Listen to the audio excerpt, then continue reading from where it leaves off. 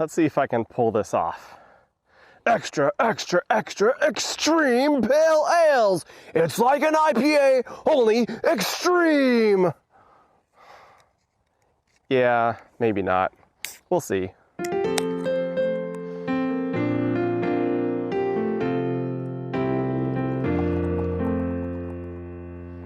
I'm a bit too low-key, naturally, for that sort of thing.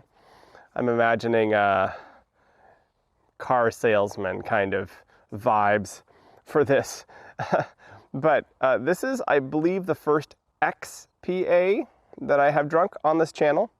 Now, an XPA is not an official style, such as an IPA or a stout or a porter or a pilsner or anything like that. An XPA stands for an extra pale ale. I do tend to like things that are extra, so long as the extra exists for a purpose and is well utilized to achieve that purpose. This is the Afterburner New Zealand XPA by Victor23 Craft Brewery, and this is the official beer of North Bank Beer Week 2024.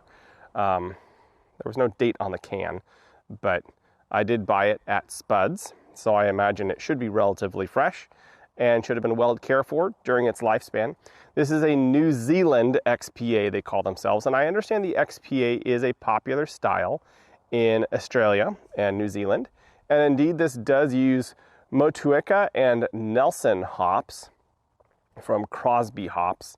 Nelson hops are definitely a New Zealand thing. Motueka, I haven't heard of those before.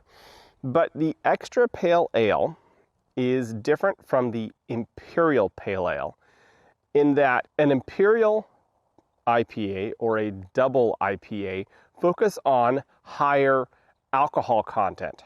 An extra pale ale focuses on a higher hop content. So more hop aromatics, more aromatics in general, more bitterness possibly, and that sort of thing. So it's more about the hops than it is about increasing the malt bill to give you a higher alcohol content. This is quite pale, yellow, really. The head was a bit lacy. Let's see if I can get it to swirl here. Ah, there we go. Lemony almost. The head's kind of thin and goes away pretty quickly, but it's rocky. The aromas, yeah, I'm picking up those Nelson. Nelson hops tend to have a really nice tropical character to them. They are common in hazy, those things, hazy IPAs for that reason. They have a very nice tropical aroma. They're a beautiful hop. There is a bit of a lemongrass to this on top of the kind of background mango, pineapple, maybe tangerine kind of notes. I wonder if there's Motueka hops or Motueka. I am likely horribly butchering that name. I wonder if those hops have a bit of a lemon character to them. But it's almost like a lemon curd. It's not like a fresh lemon. It's like a lemon that's been candied and processed a bit. Not candied lemon peel or anything like that. It's more like it's been turned into a cream, like a lemon meringue pie kind of filling, a custard. And there's very little malt character to the nose, at least. It's very much about the hops. And it does speak to tastiness, that's for sure.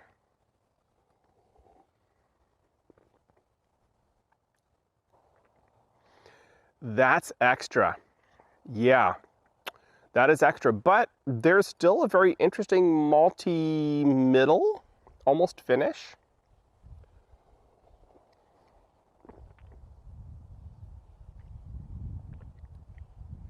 And I'm waiting for the bitterness to build. Usually that can take longer. But initially, there's this really kind of bright blast of aromatics. It like fills the whole mouth. It doesn't really fill my sinuses, which is interesting. It's more just like mouth flavor. There's not like off-gassing aromas or anything on top of that.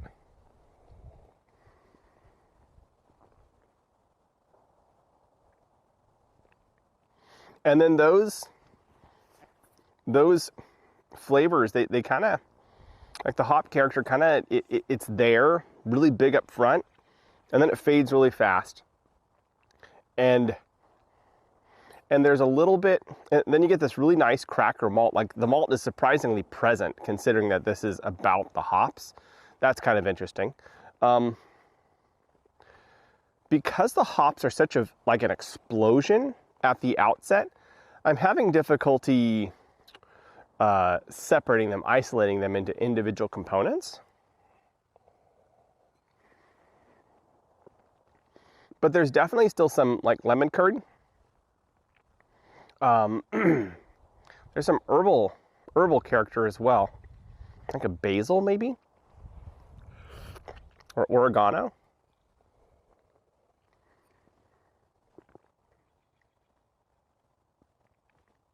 It's a very interesting beer. I think in small, in like a small taster, like a, a 2 ounce or 4 ounce pour at a beer festival, it would be really interesting. It would stand out because it's got that explosive up front. And then, your 4, 5, 8, 12, 18, 37 beers down that day, everything's kind of running together in your mind. But you have this really big, like, explosion of bright lemon peel, lemon curd, and with a little bit of tropical aroma in there. It's going to stand out in that context, definitely. That's an interesting take on a beer.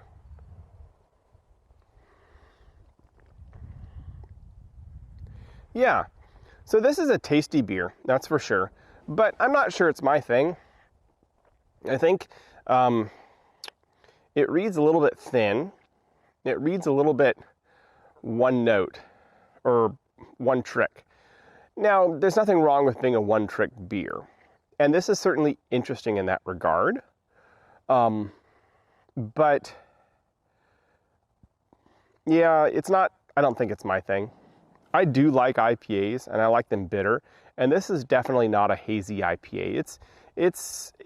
Well, I'm not going to say that. I mean, it's not hazy, right?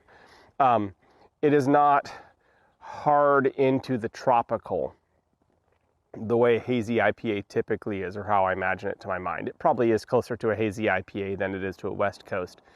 It is its own thing. It's a New Zealand IPA, I suppose, or it's based on a New Zealand IPA. It is an IPA made extra. Extra is a subset, an unofficial subset of IPAs.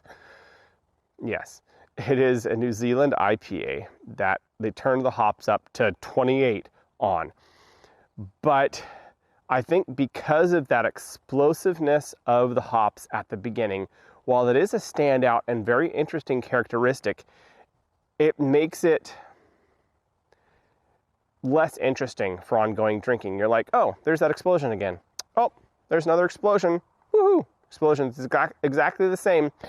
And the lack of nuance that you can suss out of that explosion just makes the beer less than it could be. That's going to be my read on it. It's not a bad beer. It's just not really my beer. I'm going to officially on camera give this, out of 3 stars, a 1. It's not a bad beer. It's just not my thing. That said, I'm certainly not going to drain pour it. It's not offensive by any means. The fact that the malts are still present in it is really kind of interesting. They didn't blow it out entirely. Yeah. Anyways, this is me, Matthew. I have been brave enough to give a beer a 1. I've been drinking, and I'll drink the rest of it. Afterburner,